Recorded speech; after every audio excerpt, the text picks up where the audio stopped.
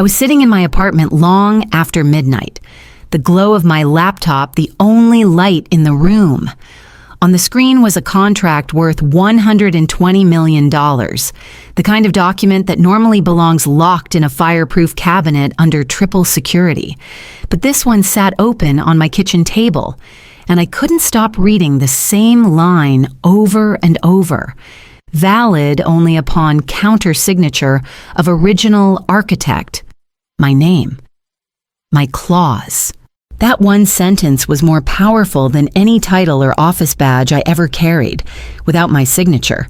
Their grand deal was nothing but paper, and Derek Sloan, my former boss, self-styled visionary and professional ego in a suit, had no idea. I'm Renee Callahan, 32 years old. 12 years of my life poured into a tech firm that believed I was dependable, detail-oriented, and safe enough to keep in the background. I built frameworks, rescued projects no one else could stabilize, and signed the very contracts that kept our largest client loyal for over a decade. I asked for nothing more than respect. Instead, I got Derek. He arrived with a smirk that could stain glass, talking about disruption like it was oxygen and dismissing everything that didn't sparkle under fluorescent lights. From the first day, he looked at me like I was a relic useful once, but better forgotten. And in his first leadership meeting, he proved it. I can still hear the words, sharp and polished, like he'd been saving them for the moment he wanted me smallest. I had challenged his half-baked strategy, pointed out the legal exposure, the regulatory choke points, the things experience teaches you to see. He leaned back, folded his arms, and smiled that perfect white-toothed grin. This is why women can't lead. The room went silent. HR avoided my eyes. A colleague coughed into his sleeve. That was it, no rebuttal, no defense. Just a sentence meant to erase 12 years in a breath. Minutes later, my badge was dead, my desk boxed up, and I was walking out with a succulent, a photo frame, and the sound of muffled laughter trailing behind me. What Derek didn't know was that he hadn't erased me at all. He'd left a fuse burning inside the very contract he was about to pitch, and that fuse was tied to my name. If they erased me so easily, why did my name still control their entire future? Derek Sloan was 38, the kind of man who thought charisma was a resume. He walked into the office like he owned the air itself, tossing buzzwords around as if they were currency. People whispered that his father's money paved the way, that the board gave him the CEO seat because of a last name, not a track record. To me, it was obvious from the start, nepotism in a tailored suit. He strutted through the floor with a confidence only ignorance could buy, pointing at desks like they were pawns on a board. Within a week, every woman on the team had been shuffled into corners near the janitor's closet or the coldest vents. He called it optimizing collaboration zones. We called it what it was, exile. My 12 years of work frameworks I'd built, contracts I'd secured, products I'd kept alive by patching code at 3 a.m. were dragged and dropped into a folder on the company's server labeled Legacy Clutter. That was his term, clutter. The word sat heavy in my chest. Every sacrifice I had made, reduced to digital garbage in a directory no one would ever open. I'd lived through layoffs, reorganizations, and 3 different CEOs. I had learned to swallow slights and let my work speak for itself. But Derek wasn't just insulting, he was reckless. He talked about disruption like it was gospel and ignored the cost written in the margins. I watched him from my desk as he hovered over the shared drive. The notifications lit up on my screen, access logs pinging, archived decks being opened one by one. He scrolled through old strategies like a scavenger, desperate for something shiny to pass off as vision. My stomach tightened, buried deep. 4 folders down was the document I'd sworn never to let anyone touch again. A strategy designed for a different market, A different era so dangerous I had branded it with red warnings and shoved it out of sight. Derek didn't know what he was looking at. To him, every file was potential glory. But to me, that one buried plan was a live grenade. What would happen if he mistook a grenade for a gold mine? The leadership meeting was supposed to be routine quarterly numbers, pipeline reviews, a few too many acronyms. I'd survived dozens of them. But this time, the air felt different, thinner somehow. Like everyone knew a storm was coming and I hadn't checked the weather. Derek sat at the head of the long walnut table, fingers steepled, eyes scanning the room as if he were auditioning for the role of visionary. The CFO cleared his throat. Slides flickered on the screen, but Derek barely glanced. He was waiting for his scene. When my turn came, I spoke the way I always had, steady, precise, outlining the risks tied to an aggressive expansion he was proposing. I didn't raise my voice. I didn't dramatize. I laid out the data, the same way I'd done for 12 years. He let me finish 2 sentences before cutting me off. "We need vision, Renee," he said, leaning back like he was savoring a cigar I couldn't see. "And you're just... process." He paused for effect, scanning the table. "This is why women can't lead." The words hit harder than I expected. Not because they were original, they weren't, but because no one in that room flinched. HR sat 2 seats away, tapping a tablet. My colleagues stared at their notepads as if the numbers might shield them. The silence was deafening, complicit. It was over in minutes. Derek slid a folder toward me, said HR would handle the rest. No review, no warning, no thank you. Just a sentence meant to reduce me to clutter. I walked out with a cardboard box, the framed team photo. A plant I knew would die within a week, a half-empty chapstick. My badge blinked red at the turnstile, the system erasing me as if I'd never existed. Inside the elevator, the shock held me still, like concrete poured around my ribs. Then, slowly, something colder replaced it. Rage, not loud, not fiery, but sharp and electric. You don't bury me, I thought. Watching the numbers descend, you just planted the wrong seed. When rage replaces grief, what grows in the silence left behind, I should have walked away and never looked back. But habit kept me checking the access logs long after my badge stopped working. Old instincts don't die easily. When you've spent a career watching for cracks in the system, you see the fractures even from a distance. That's how I knew Derek had found it, buried under 4 layers of folders. Past the sanitized slide decks and approved strategies was one document I'd sworn would never see daylight again: predator strategy. I wrote it 4 years earlier. Back when our leadership thought bigger always meant better, it was bold, aggressive, designed for a client 3 times the size of our biggest account, and it was dangerous. I still remember the night I finished at 3 a.m. Empty office, fluorescent hum buzzing in my ears. I stamped warnings across every page: catastrophic exposure, high liability, use only with fallback structure. I had tucked it away like a loaded weapon, labeled in red, "Do not present," because I knew what it could do in the wrong hands. And Derek's hands were nothing if not wrong. He pulled the file like a kid unearthing buried treasure, too dazzled by the flashy graphs to notice the caution tape wrapped around it.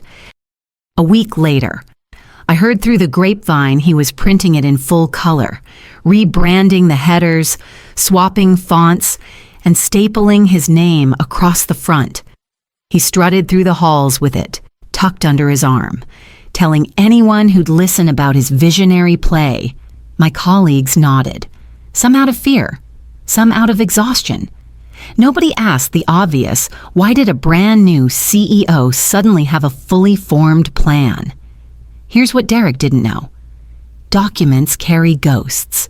Metadata doesn't vanish because you change the font or slap a logo on the corner. Every chart, every slide, still bore my digital fingerprint. My name was etched into the foundation, invisible to him but glaring to anyone who knew where to look. He thought he'd stolen gold. He was carrying a grenade with the pin already loose.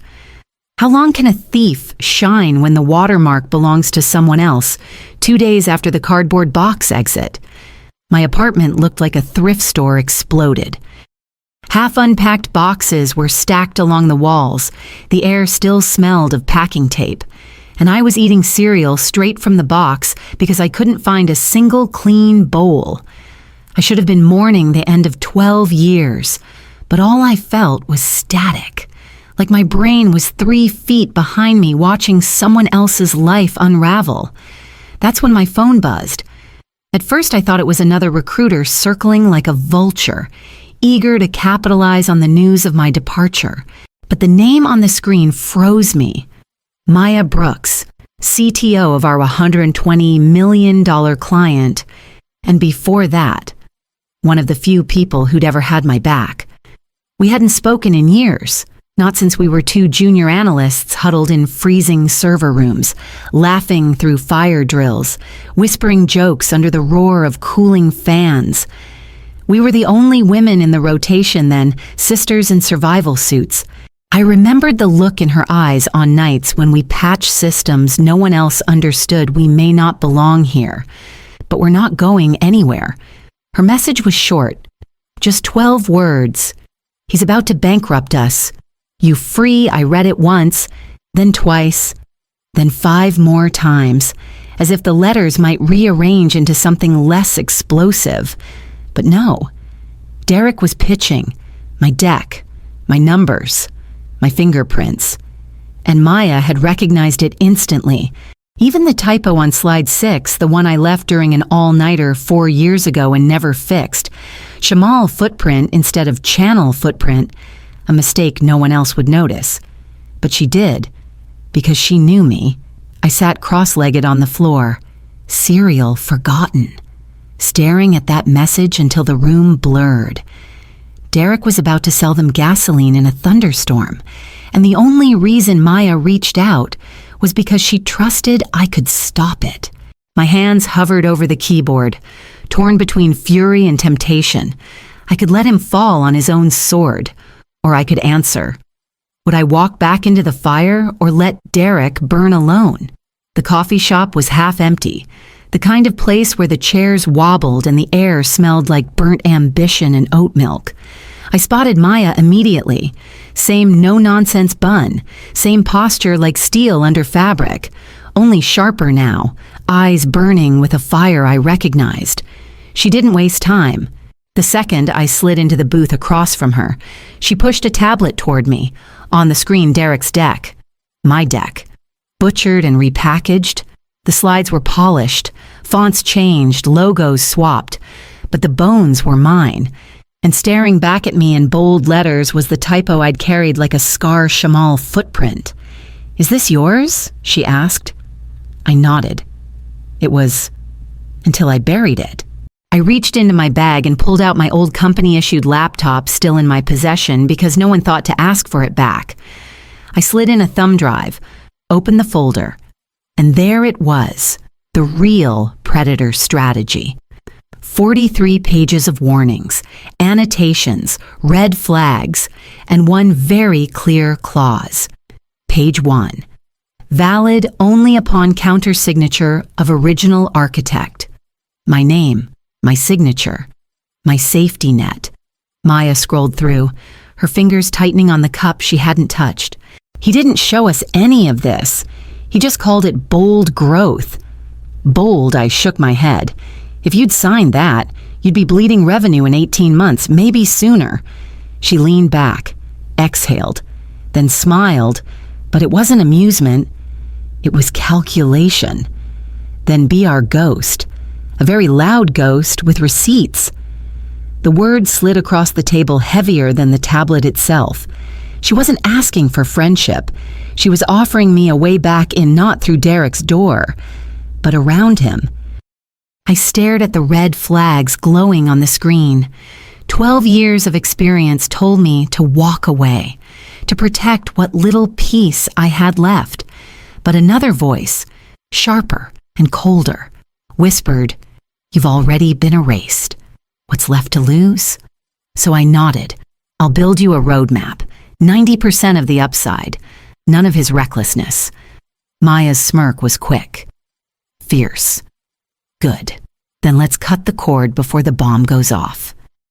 Could I dismantle his deal quietly enough to save the 120 Malers without saving him within 48 hours of that coffee shop meeting?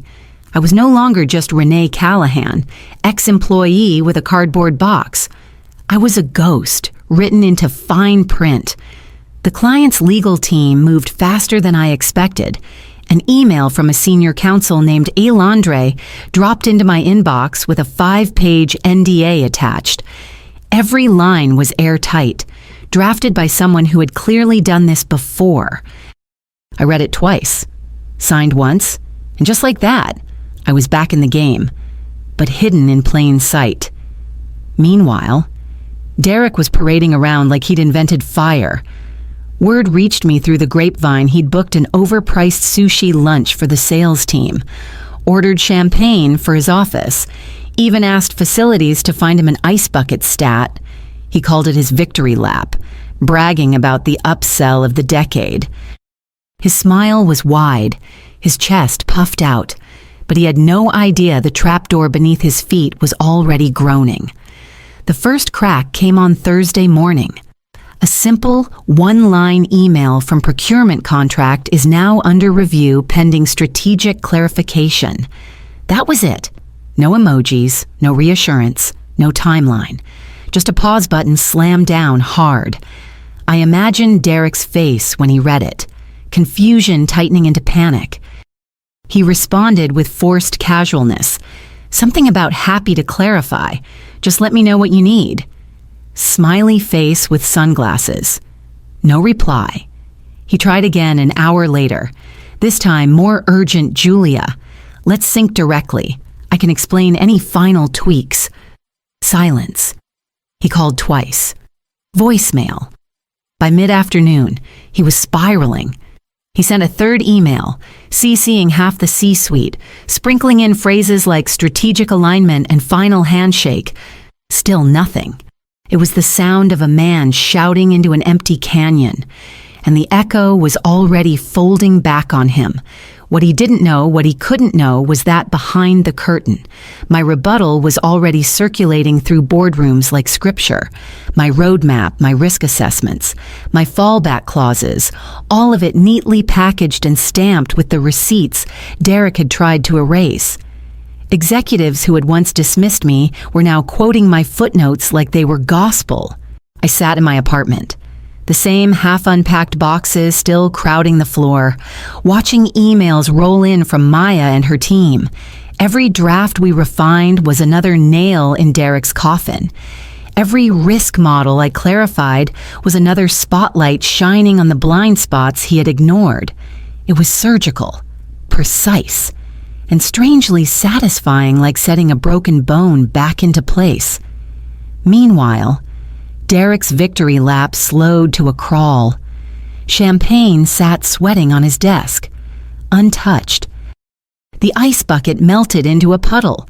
His smile shrank with every hour of silence, but he still strutted through the halls as if sheer confidence could bend reality. He didn't realize that reality was already cracking beneath him, the beams splintering one by one. When the floor starts cracking, how long before the fall becomes free fall? Friday morning arrived with the weight of a gavel. The boardroom call was set for 9 sharp 2 companies, 3 dozen executives, $120 million on the line. Derek showed up late, of course. His video feed flickered on with that fake office background he favored, head shimmering against a stock photo skyline. He grinned like he was about to deliver the Sermon on the Mount. "Apologies for the delay traffic," he said, as if anyone believed it. It was a Zoom meeting. The client's executives filled the screen in neat rows, all expensive fabrics and quiet authority. At the center was Julia Ortega, their CEO, known for a voice that never rose above a calm register, but still had the power to end careers. Beside her, Maya sat stone-faced, every expression measured. Derek launched into his performance. He clicked through slides like he was unveiling the cure for boredom. Speaking of aggressive expansion plays and disruption velocities, his voice carried the confidence of a man who thought charisma could substitute for competence. A few nods surfaced on the client's side, but mostly silence polite, calculating silence. Then Julia leaned forward, folding her hands. "Before we proceed," she said evenly, "there's a document we'd like to review, one that was notably absent during the initial proposal." Maya shared her screen, and there it was. Page 1 of the original contract, stamped with the clause Derek had never bothered to read, valid only with author's signature. The silence that followed was electric. You could feel it through the fiber optics, heavy and sharp, vibrating in your teeth. Julia spoke again. "This document was authored and maintained by..." She paused, eyes flicking toward me on the silent attendee list. "Renee Callahan." The metadata panel expanded on the screen, created by Renee Callahan. Last modified 4 years ago.